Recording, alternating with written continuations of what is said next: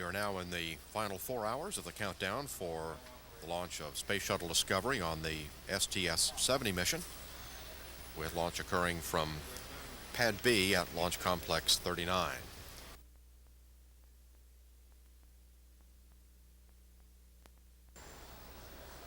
Here we see a replay of the astronaut crew breakfast this morning, which occurred about 5:15.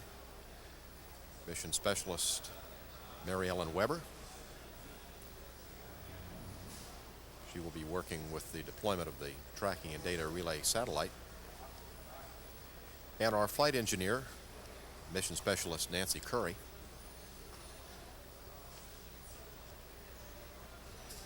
Our commander for STS-70, Tom Henricks. And next to him, his pilot, Kevin Kriegel. And mission specialist Dr. Don Thomas, who together with Dr. Mary Ellen Weber will be working later today, about 6 hours after launch, to deploy the TDRS-G tracking and data relay satellite. And our STS-70 cake with the emblem there on the table.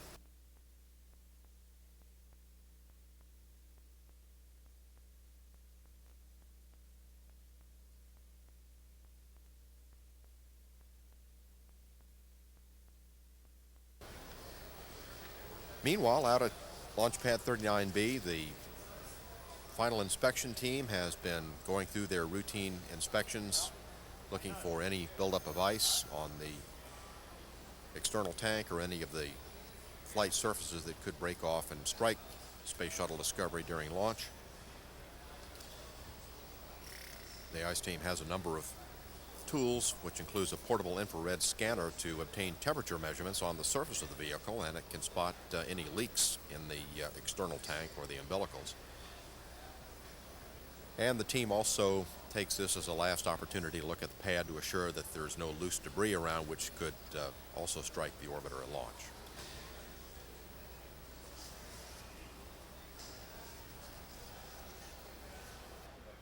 There we see our commander, Tom Henricks, ready to go, suited up with his helmet. And pilot Kevin Kriegel. He's also ready to go. Completed a fit check of the helmets. Kevin's first flight, and we'll be hearing from him later on what he's anticipating for his first mission.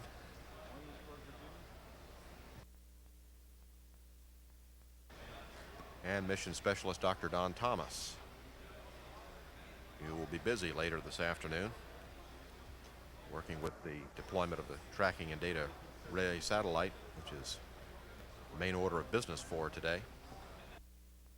There is Dr. Mary Ellen Weber, who will be working with Dr. Thomas later this afternoon on the deployment of the IUS TDRS.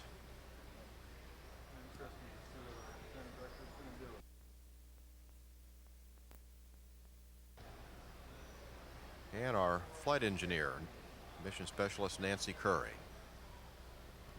She'll be seated in the aft center seat during launch and re-entry.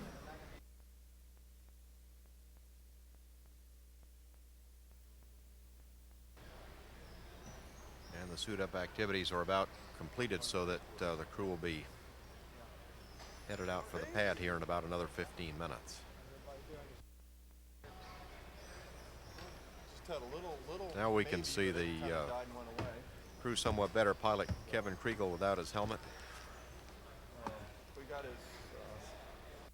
This is shuttle launch control at T-minus 3 hours and holding. We're preparing now to come out of the built-in hold in 3, 2, 1, and the clock is now at T-minus 3 hours and counting. All of our activities continue to be on schedule this morning. We're not working any technical problems, and the weather appears favorable. And as we mentioned just a few moments ago, the astronauts are just about to leave for the launch pad and will begin boarding Discovery on time. Now at T-minus 2 hours, 59 minutes, 35 seconds and counting. This is shuttle launch control.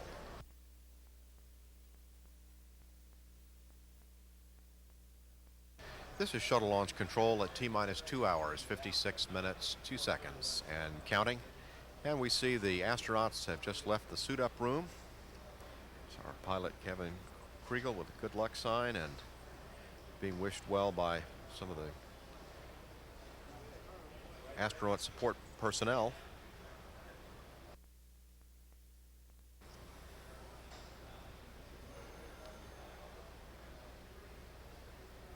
And our activities right now are proceeding right to the minute. Here's our pilot, or our commander, Tom Hendricks, pilot Kevin Kriegel, mission specialist Don Thomas,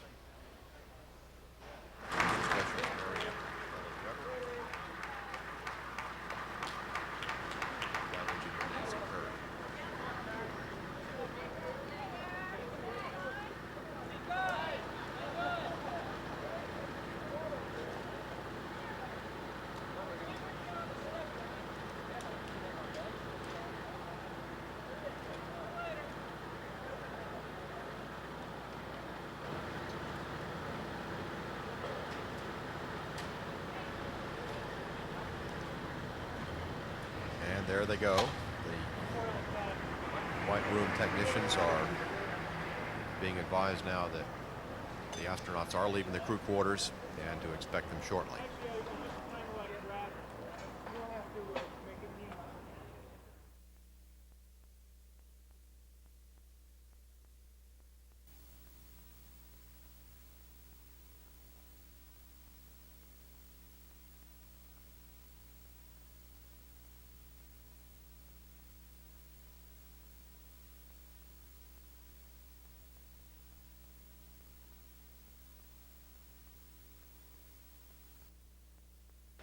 And here we see the astronauts now arriving at the 195-foot level of the fixed service structure at Pad B, walking over to the orbiter access arm.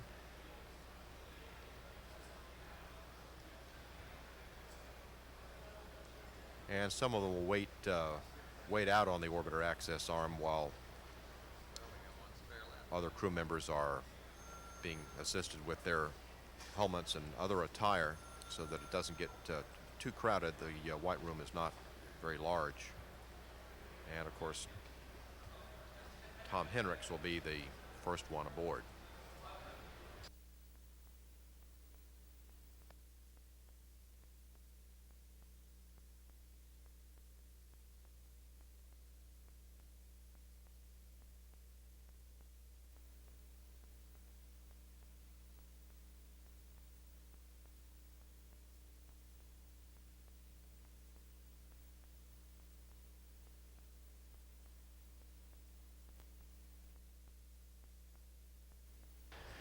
This is shuttle launch control at T-minus 2 hours, 27 minutes, 27 seconds and counting.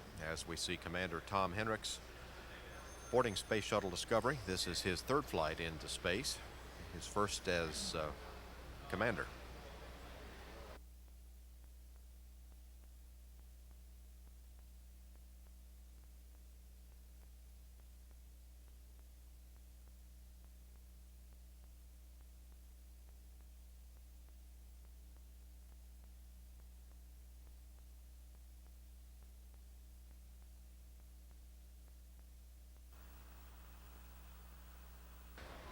We see Dr. Mary Ellen Weber.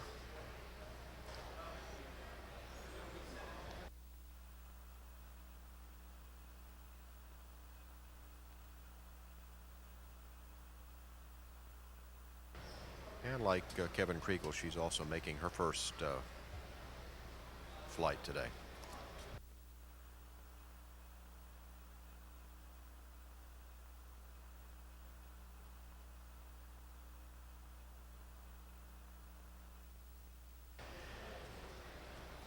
Pilot Kevin Kriegel now preparing to board Discovery. This is his first flight. Good morning, Tom. Loud and clear.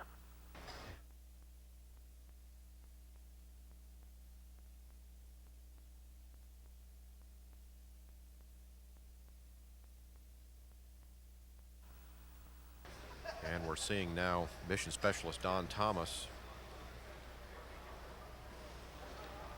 preparing for boarding.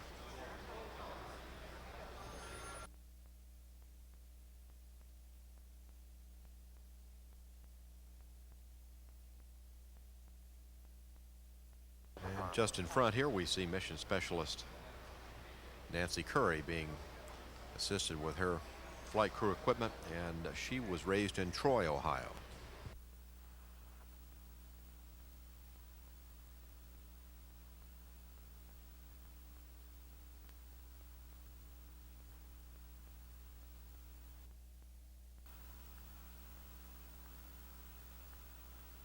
Houston, MS1, com check. Discovery Houston, Don, we have you loud and clear. How me? Morning, Kurt. Have you loud and clear also. You're the same, and welcome aboard.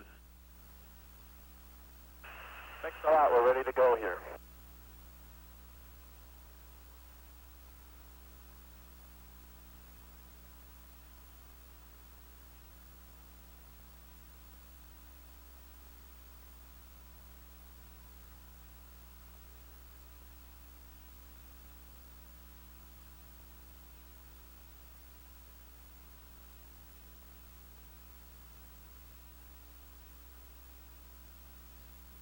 OTC crew is ready for com checks.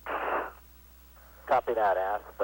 And in the meantime, if you could perform your closeout for flight per your checklist, please. Yes, copies. Good work.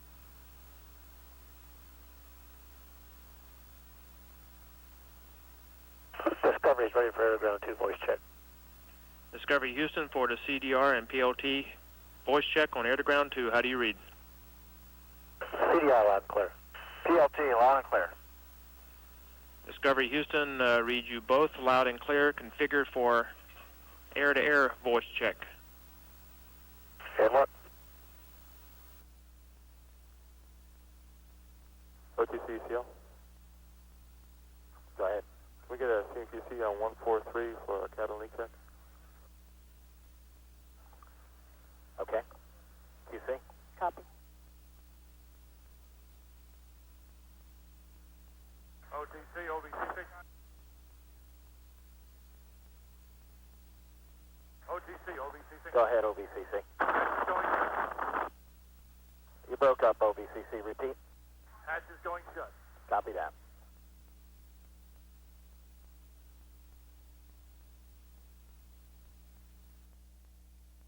And the hatch is being closed and sealed exactly on time.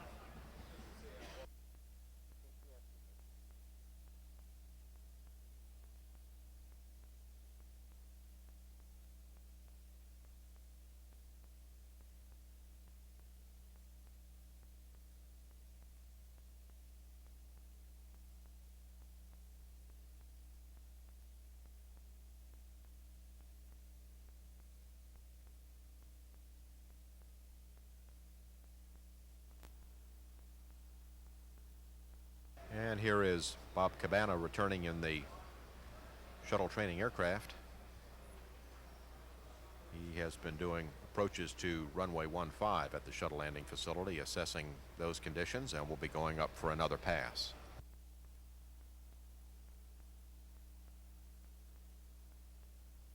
Runway 15 has been designated as the runway we would use in the event of an emergency today, which is basically a northwest to southeast approach. Plotter setups complete. Copy.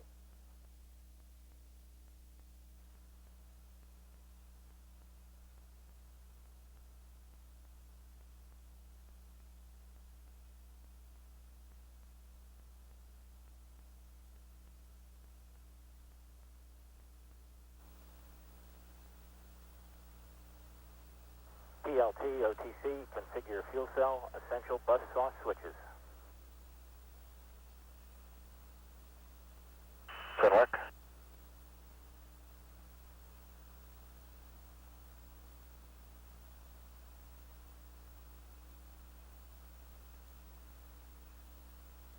Essential buses are connected to fuel cell. Copy.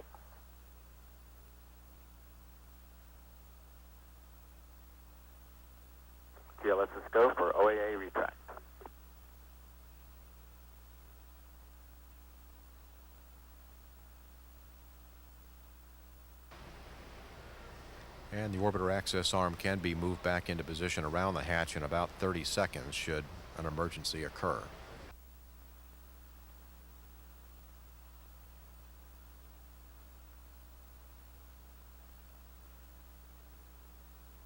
T-minus 7 minutes and counting.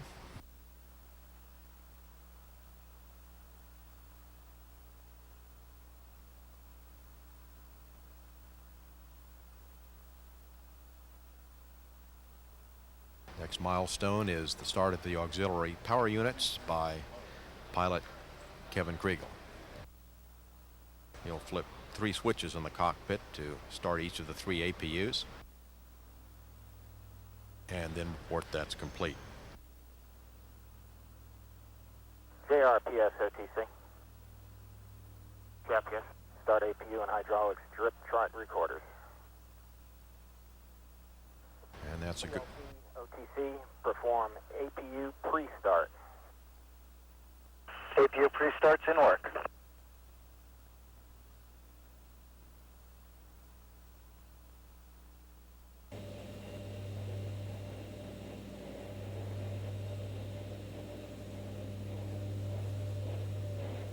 Moving the flight controls through their test pattern.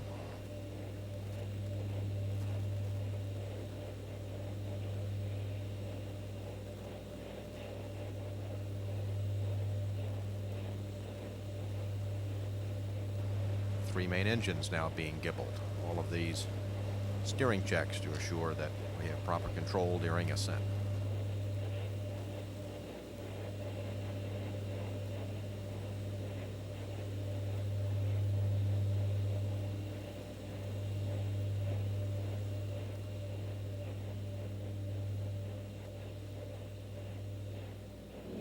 Go for ETLO2 pressurization. Preparing now to retract the GOX beanie cap.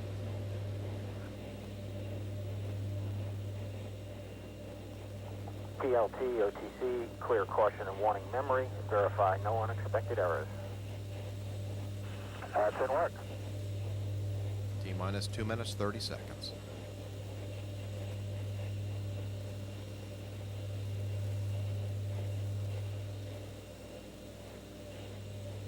Caution, warning memory is clear, no unexpected errors. Copy. And the gaseous oxygen vent hood, which vents. Flight crew OTC, close and lock your visors and initiate O2 flow. And on behalf of everyone in the control room, have a great mission. We're looking forward to it. Thanks for your help. And the vent arm retraction underway on schedule. VLS's go for ETLH2 pressurization.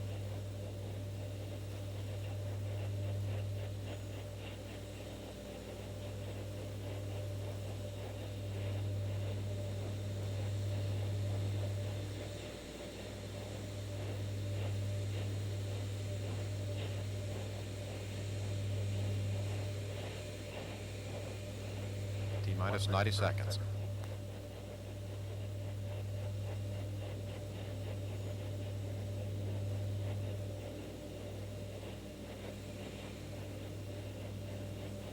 Sound suppression water system now being armed.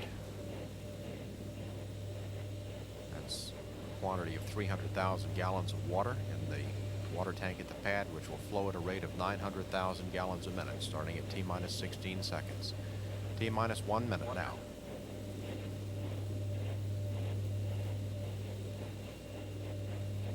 Standing by for the handoff to Discovery's onboard flight computers at T-minus 31 seconds.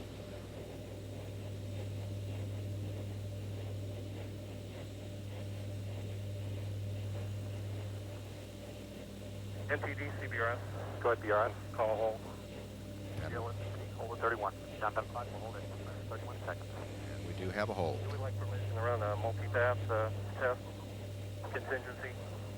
SP entity. This SP, let's go ahead and move to it. And CBRS, you have a go. Take that result in 15 seconds. Copy in work.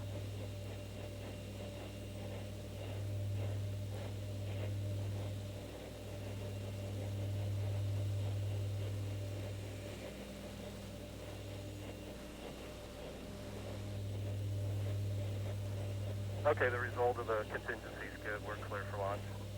I copy. SCE? SCE understands, and we're ready to go. I copy. Launch director entity. Clear to go. Thank you.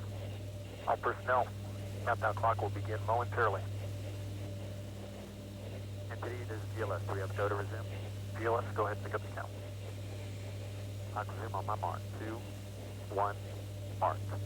GLS, go for auto sequence start. And we've had the handoff to Discovery's onboard computers. 20. Sound suppression water system activated. 13 seconds. 10, 9, 8, 7, 6, 5. Main engine ignition. 4, 3, 2, 1. And liftoff of Space Shuttle Discovery to complete NASA's constellation of tracking stations in the sky. Houston now controlling the flight of Discovery. Roger, roll, Discovery. Discovery completes the roll to place the shuttle in a heads-down, wings level position for the 8.5-minute ride to orbit.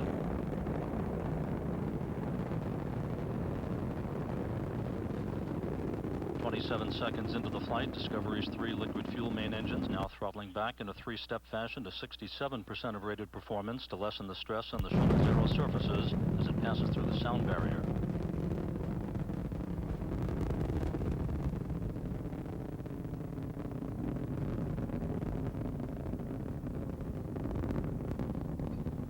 Seconds into the flight, the main engine's now beginning to rev up once again to 104% of rated performance, including the new Block 1 engine. All 3 main engines performing normally, as are the 3 power-producing fuel cells and Discovery's 3 hydraulic power units.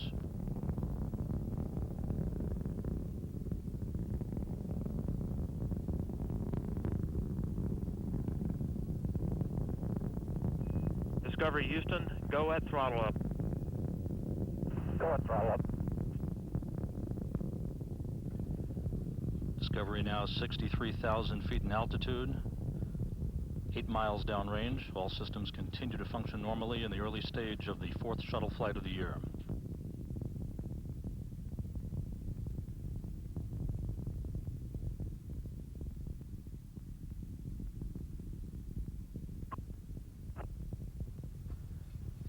"20 seconds left in first stage performance of the solid rocket boosters.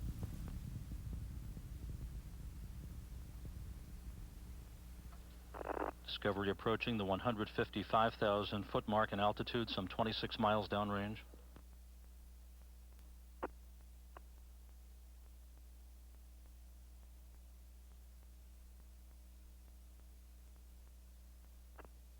Booster officer confirms solid rocket booster separation. Discovery Houston, performance nominal. Copy, nominal performance.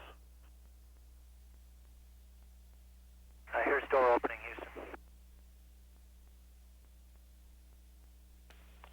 Roger, Discovery, we have a good picture.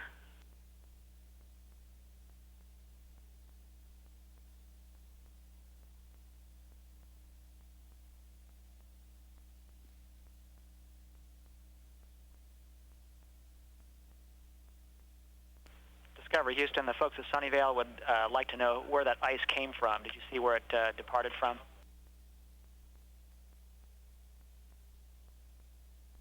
It was difficult for us to tell where it originated from. The first time we saw it was just after the IUS cleared the bay, and it could have come from around the back of the ASE. Understand, that sounds likely.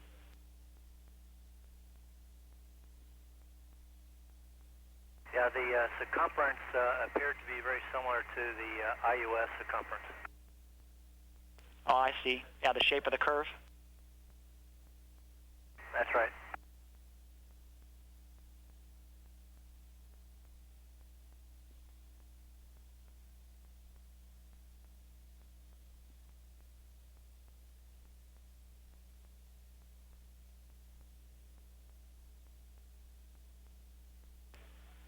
Discovery, we're about 90 seconds from the Tedra's handover. We may lose the picture here shortly.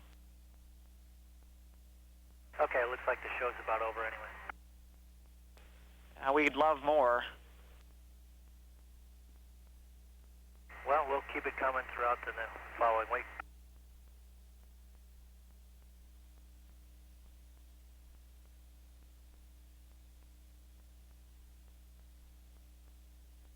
Tommy, here we are getting ready for deploy. I'm sitting in the commander's seat up front watching the orbiter systems. Tom's in the back getting ready to do the SEP maneuver. Nancy is running the cameras, and Don is over on the left-hand side controlling the IUS controls, and Mary Ellen is over on the right-hand side monitoring the IUS systems. And you could tell today that was a very well-trained team that we're seeing.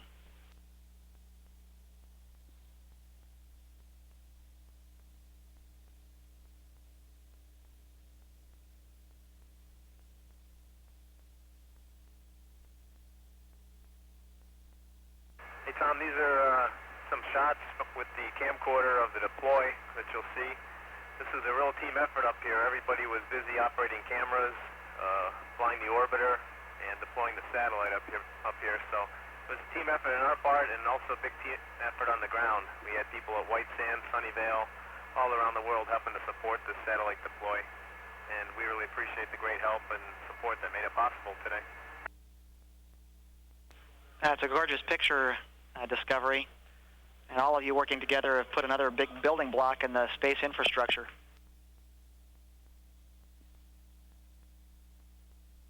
And there you can see it's on its way. It's just leaving the support equipment here, and on its way out to geosynchronous orbit, where we'll be supporting future missions, Space Station Freedom, and the Hubble Space Telescope, to name just a few applications. That's a beautiful deploy, Discovery.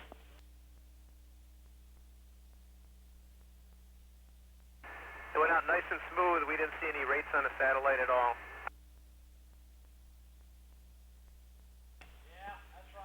Copy, Discovery. It's interesting, 6 years ago, the IUS put Galileo on the way to Jupiter, and they just released their probe towards that planet last night.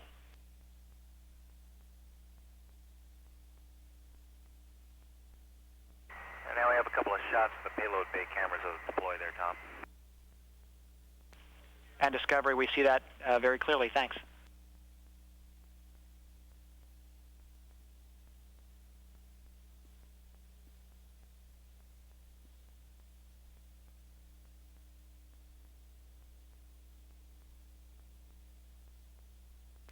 Discovery, we can see 5 faces in the aft windows there.